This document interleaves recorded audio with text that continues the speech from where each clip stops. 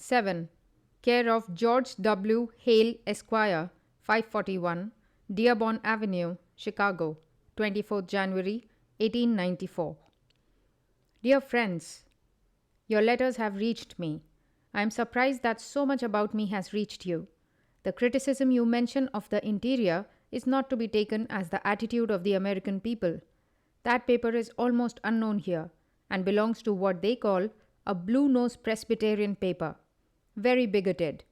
Still, all the blue noses are not ungentlemanly. The American people and many of the clergy are very hospitable to me. That paper wanted a little notoriety by attacking a man who was being lionized by society. That trick is well known here, and they do not think anything of it. Of course, our Indian missionaries may try to make capital out of it. If they do, tell them, "Mark, Jew, a judgment has come upon you." Their old building is tottering to its foundation and must come down in spite of their hysterical shrieks. I pity them. If their means of living fine lives in India is cut down by the influx of Oriental religions here.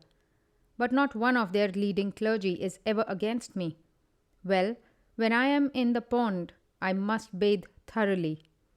I send you a newspaper cutting of the short sketch of our religion which I read before them. Most of my speeches are extempore. I hope to put them in book form before I leave the country. I do not require any help from India. I have plenty here. Employ the money you have in printing and publishing this short speech and translating it into the vernaculars. Throw it broadcast. That will keep us before the national mind. In the meantime, do not forget our plan of a central college and the starting from it to all directions in India. Work hard. About the women of America, I cannot express my gratitude for their kindness. Lord bless them. In this country, women are the life of every movement and represent all the culture of the nation, for men are too busy to educate themselves. I have received kiddies' letters. With the question whether caste shall go or come, I have nothing to do. My idea is to bring to the door of the meanest, the poorest, the noble ideas that the human race has developed both in and out of India, and let them think for themselves. Whether there should be caste or not, whether women should be perfectly free or not, does not concern me. Liberty of thought and action is the only condition of life, of growth and well-being. Where it does not exist, the man, the race, the nation must go down.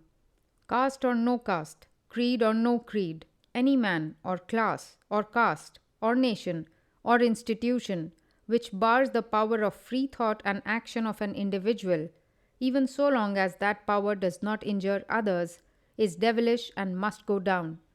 My whole ambition in life is to set in motion a machinery which will bring noble ideas to the door of everybody, and then let men and women settle their own fate. Let them know what our forefathers as well as other nations have thought on the most momentous questions of life. Let them see specially what others are doing now, and then decide. We are to put the chemicals together. The crystallization will be done by nature according to her laws. Work hard, be steady, and have faith in the Lord. Set to work. I am coming sooner or later. Keep the motto before you, elevation of the masses without injuring their religion. Remember that the nation lives in the cottage. But alas, nobody ever did anything for them. Our modern reformers are very busy about widow remarriage. Of course, I am a sympathizer in every reform, but the fate of a nation does not depend upon the number of husbands their widows get, but upon the condition of the masses. Can you raise them? Can you give them back their lost individuality without making them lose their innate spiritual nature? Can you become an Occidental of Occidentals in your spirit of equality, freedom, work, and energy, and at the same time a Hindu to the very backbone in religious culture and instincts? This is to be done, and we will do it. You are all born to do it. Have faith in yourselves.